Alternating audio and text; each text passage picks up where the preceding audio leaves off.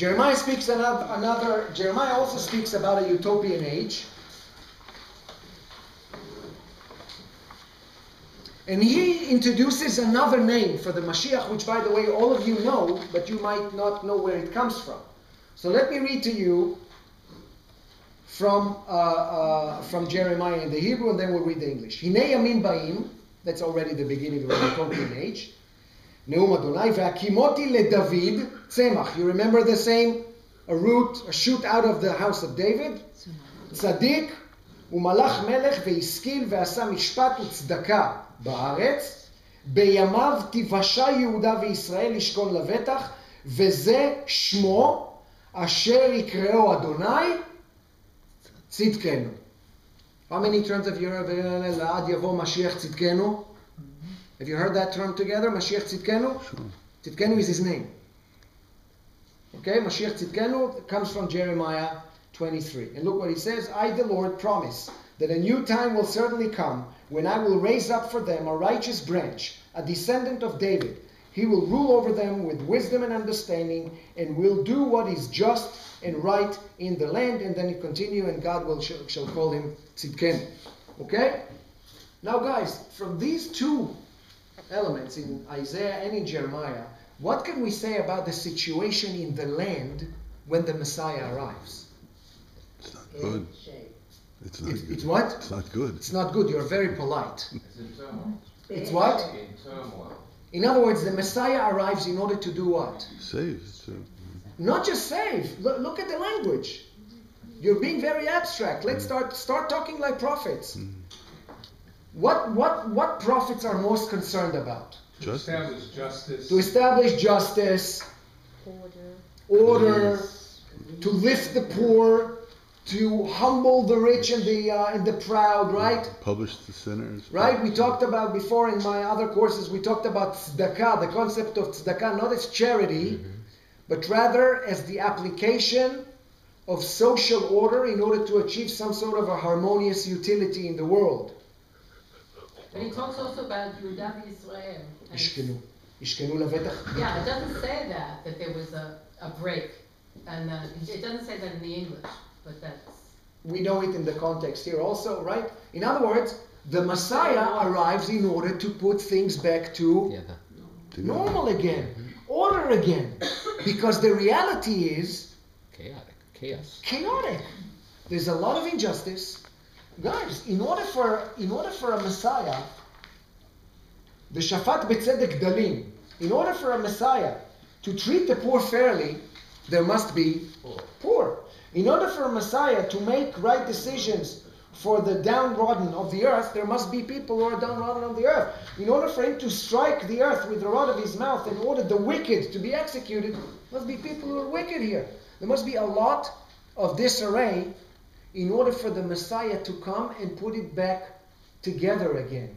In other words, a Messiah is someone who arrives based on a divine decree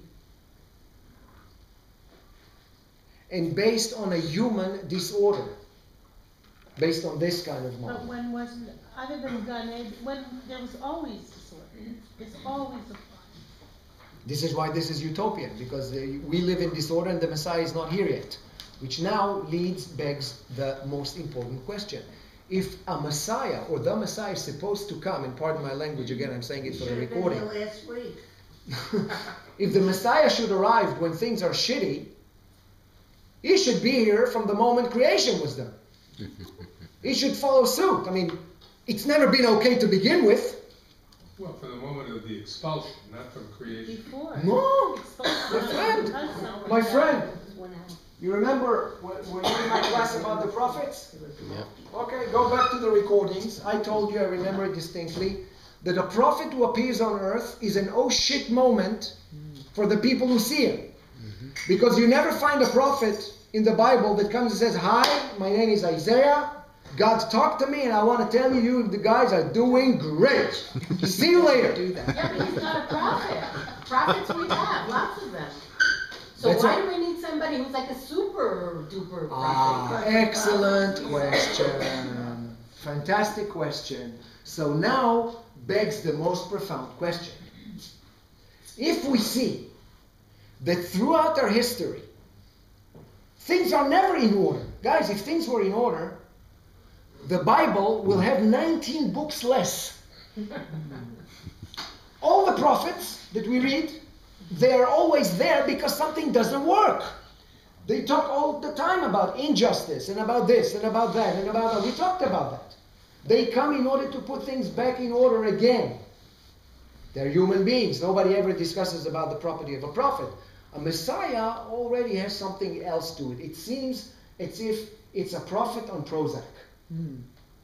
It seems like it's a what do you call it? Generation 3 on the phones, the iPhone. What do you call it? Third generation. It's a third generation prophet. It's like somebody who is now upgraded to a different level, and that upgrade will find the Jewish people at a certain point where they will feel uncomfortable with their own model. Because what happens here is that the prophet or the Messiah presents the greatest paradox of them all.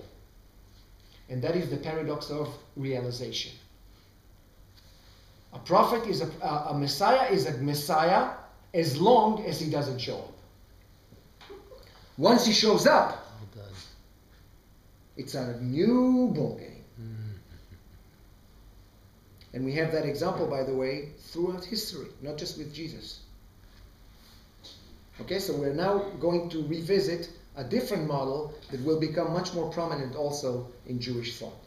Yes? Is the implication here that is the implication here that divinity and us as part of divinity and God, the concept of God itself, is evolutionary, is potential, is developing, and it's not like either or, this is it, boom.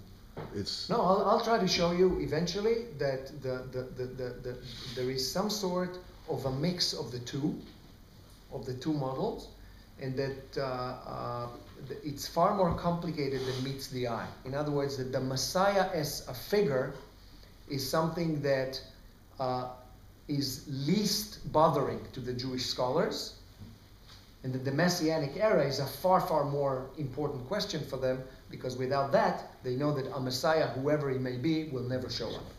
And that's why what I want to do in the second hour is show you how Jewish thought actually does not allow the first model to evolve, because it presents a profound excuse for mankind rather than a redemptive recipe.